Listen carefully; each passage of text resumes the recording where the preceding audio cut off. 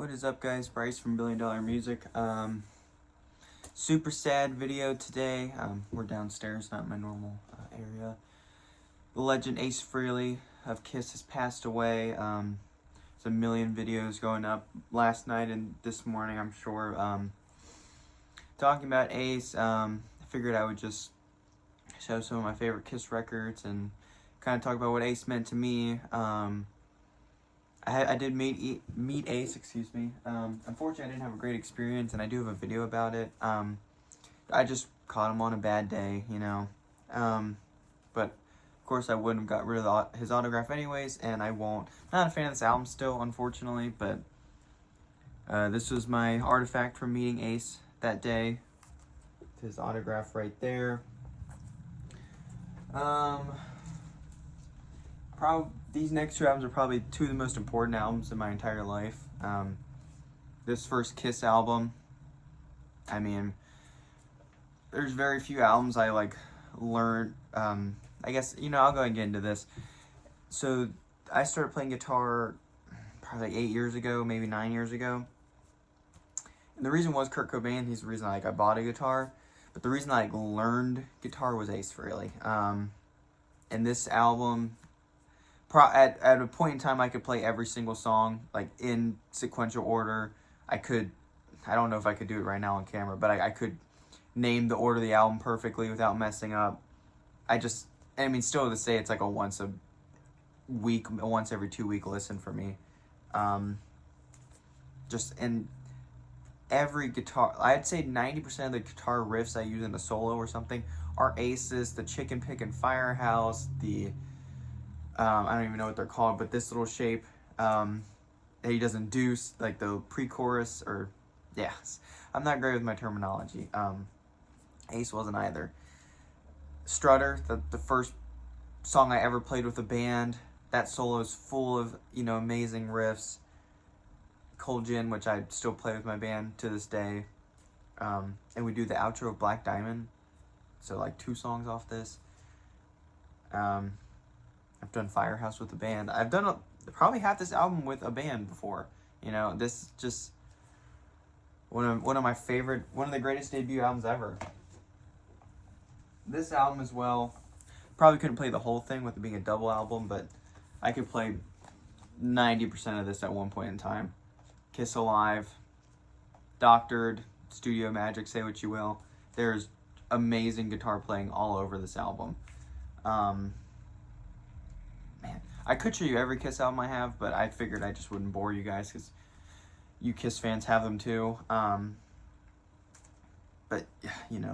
let me go rock and roll on this.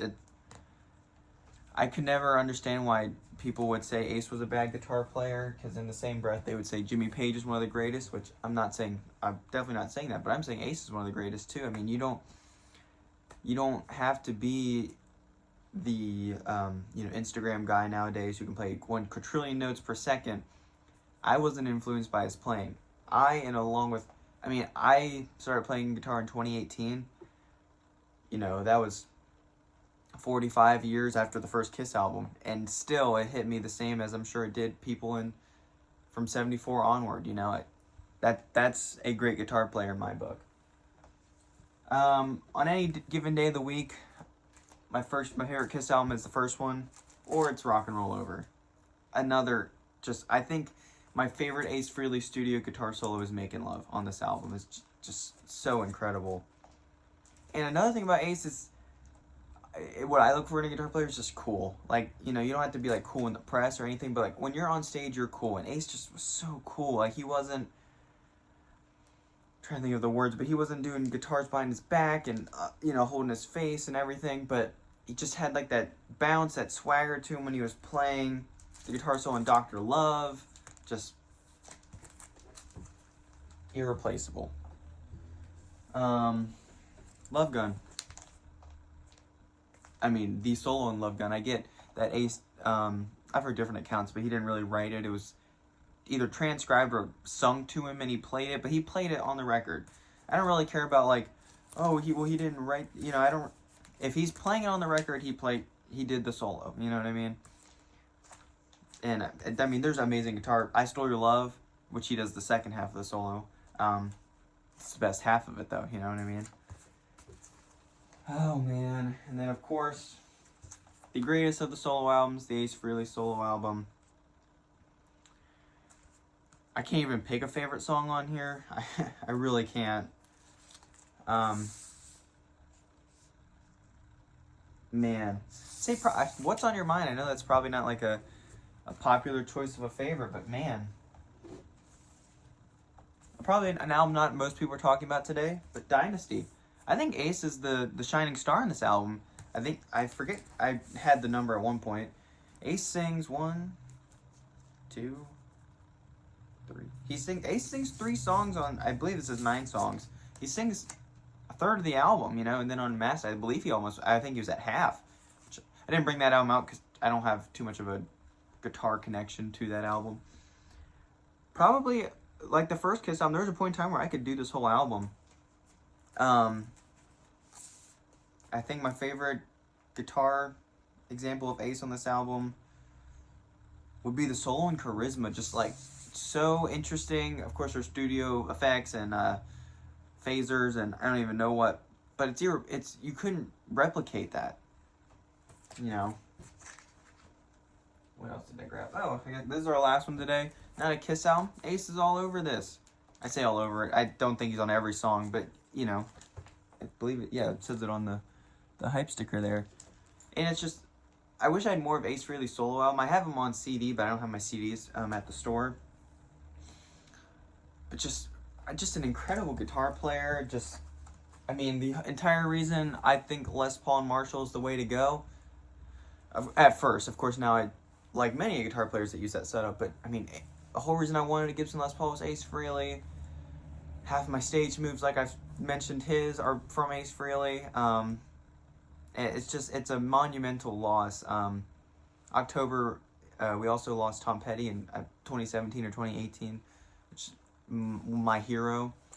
So to lose Ace in the same month, obviously not the same year, but next year it'll be the anniversary of both of their passings. And I got to see Ace solo. I never got to see Ace with Kiss, unfortunately. But you know, I remember that show very fondly.